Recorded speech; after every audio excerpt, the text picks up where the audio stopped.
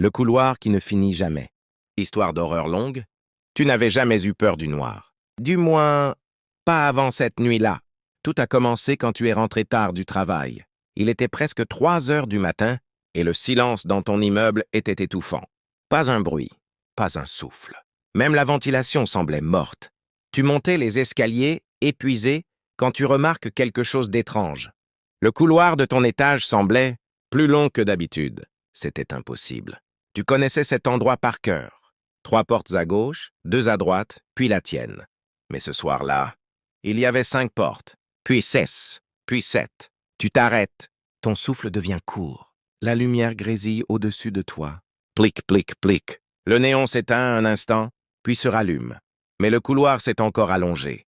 Tu vois la perspective se tordre, comme si le bâtiment respirait. Tu veux rebrousser chemin. Mais derrière toi, il n'y a plus d'escalier, juste plus de couloirs. Tu appelles. Il y a quelqu'un. Ta voix se perd dans un écho anormalement long, comme si le couloir avalait le son. Une porte claque. Tu sursautes. Une des portes, une noire, que tu n'as jamais vue, s'ouvre lentement, sans bruit. Comme invitant quelqu'un à sortir, ou toi à entrer. Tu sens une pression derrière toi, comme une présence qui se colle à ton dos. Un souffle glacé effleure ton oreille.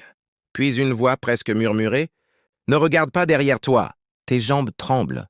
Ton cœur hurle. Tu avances à reculons, les yeux fixés sur les portes.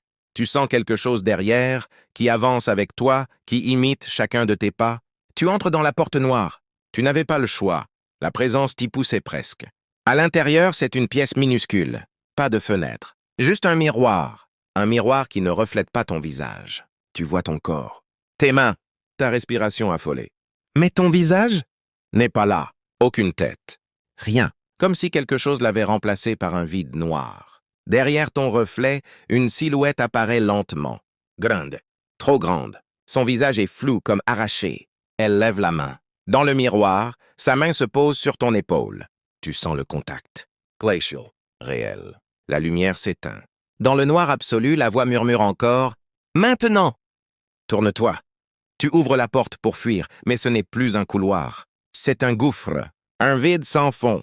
Tu entends quelque chose tomber dedans, puis réaliser que c'est un rire. Un rire qui est le tien, mais déformé. Comme si on imitait ta voix à la perfection. Une main t'attrape par la cheville. Tu hurles. Tu te débats. Mais c'est trop tard. Tu glisses dans le vide. La dernière chose que tu vois avant de disparaître, c'est ton propre visage, parfaitement intact, qui te regarde depuis le miroir et te sourit. Et maintenant, chaque nuit, quelqu'un dans ton immeuble entend des pas dans le couloir.